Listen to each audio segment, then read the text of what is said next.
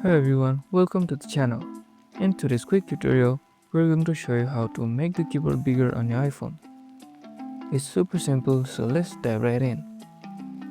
First, go ahead and unlock your iPhone and open up any app where you can use the keyboard, like Notes or Messages.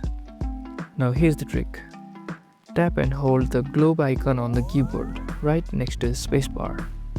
This will open up a menu with a few options. You'll see a menu with an option that says Keyboard Settings. Tap on it. Now scroll down and look for an option called Enable Larger Accessibility Sizes. Make sure that's turned on. This will increase the size of your keyboard. And just like that, you've got yourself a bigger keyboard. Easy, right?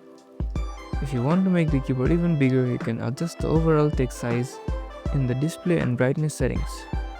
Just head to Settings, Display and Brightness, Text Size, and slide it to your preferred size. So whether you're typing a message, writing a note, or just browsing, you have that extra space to type comfortably. That's all for today.